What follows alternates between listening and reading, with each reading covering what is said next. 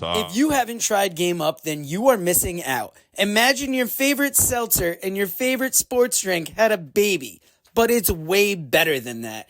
Each can is 110 calories, low carb, 4.9 ABV. It's a nice light drink that is not light on flavor. Game Up comes in fruit punch, orange, lemon, lime, and grape. Pick it up at drinkgameup.com or at your nearest liquor store. Big business happened this Wednesday. We haven't talked about this, Dave. Were you able to catch the whole show? What did you think about it? I was able to catch the whole show. Basically, I liked it. I thought it was a good show. I mean, it really shows the level of talent Okada, in this with the trios match. Ospreay, I'll tell you what, such a great worker. Man, this guy can talk too. And I think maybe that hasn't been shined on enough. Mercedes, she felt like a big deal. If I was going to nitpick, I would say maybe she kind of outshines the rest of the women right now in her presentation. I mean, I love that they alluded to the fact that Willow beat her before and they have unfinished business, but also that she was there to help Willow. And also congrats to the Boston crowd who were on fire for the Willow Riho match, because let's be honest, not bad workers, good ladies, but in that main event segment, you wouldn't necessarily expect that to be the main event match. And you can see where the crowd could have died, they could have tuned out, but they didn't. They stayed with it all the way.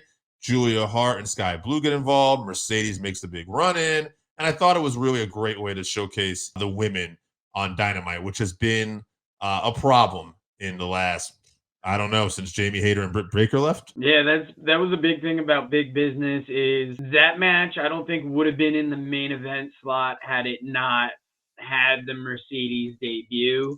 And it's odd that you have such a big star coming in and she is not the champion. So it's like this women's division has this huge star and then this champion. You got to wonder at what point is Mercedes going to go for that title? How is that dynamic going to be going forward? You said it before, too, about the match, the trios match. I thought it was great. Okada looks good with the Bucks. I brought it up on the TikTok show this week that this is a good role for Okada, getting to introduce himself to the American fans as a heel, but also it's rehabbing the Bucks image a little bit, because I think people weren't responsive to them after this Punk thing, and then not digging this new gimmick, this new look. But with Okada in there, I feel like it's a new presentation, and it makes everything work. So I really enjoyed that. We're going to see Eddie Kingston and Okada already next week for the Continental Championship. Did you think that was too early to be doing that? Yes, I would have preferred that we put that on the pay-per-view, and I also really don't like that it's just for the Continental Championship. I don't know if you picked up on that.